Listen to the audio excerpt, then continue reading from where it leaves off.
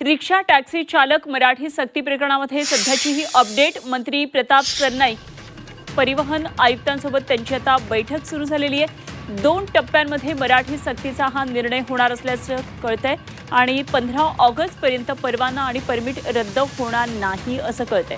तर मराठी भाषा शिकण्यासाठी 6 महिन्यांचा आता अवधी दिला जाणार आहे आणि यासाठी ऑटो टॅक्सी चालकांची सरकार मराठीमध्ये क्लास घेणारे विविध शाळांमध्ये त्यासाठी पर्याय उपलब्ध होतील. कार्यालय प्रशिक्षण शिबिर केंद्रामध्ये मराठी भाषा शिकवली जाणार. यासाठी 2 पानी पुस्तकाचं सुद्धा सरकारकडून प्रकाशन होणार आहे आणि या पुस्तकामध्ये चित्रांचा वापर करून मराठी शिकवण्यावर भर दिला जाईल.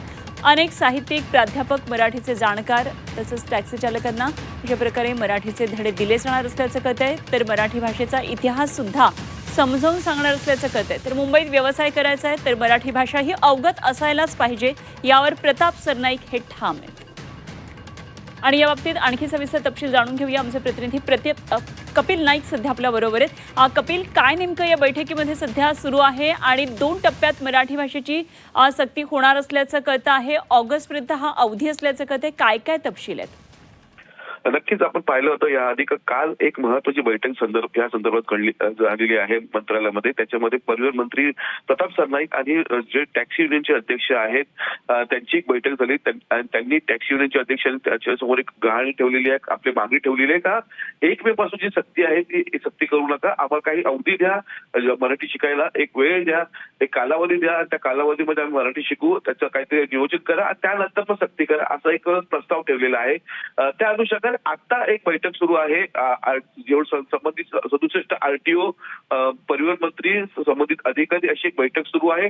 नक्की याच्यावर काय तोडगा काढता येईल याच्यासोबत ती बैठक सुरू आहे. परंतु एक आहे, प्रताप सरनाईक जे मंत्री आहेत ते मात्र ठाम आहेत या गोष्टीवरती सक्ती होणारच आहे, मराठी आलंच पाहिजे या मतावर ठाम आहेत. फक्त ते कशा प्रकारे इम्प्लिमेंट करायचं, कशा प्रकारे त्यांना वेळ द्यायचा यावर विचारविनिमय सुरू आहे.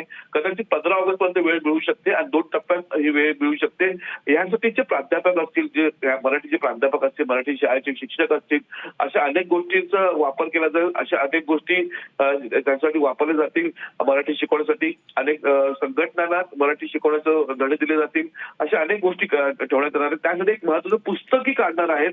परिवहन मंत्रालयाकडनं एक पुस्तक देणार आहे, चित्र असतील पुस्तक, त्या अनुषंगाने मराठी शिकता येईल. अशा अनेक घडामोडी होणार आहेत आणि या घडामोडीचं वेध आहे, या घडामोडीचा आढावा आहे या बैठकीत घेण्यात येणार आहे. काही वेळातच या बैठकीनंतर प्रताप सरनाईक जे आहेत मंत्री ते पत्रकार परिषद घेणार आहेत आणि सर्व गोष्टीचा खुलासा करणार आहेत.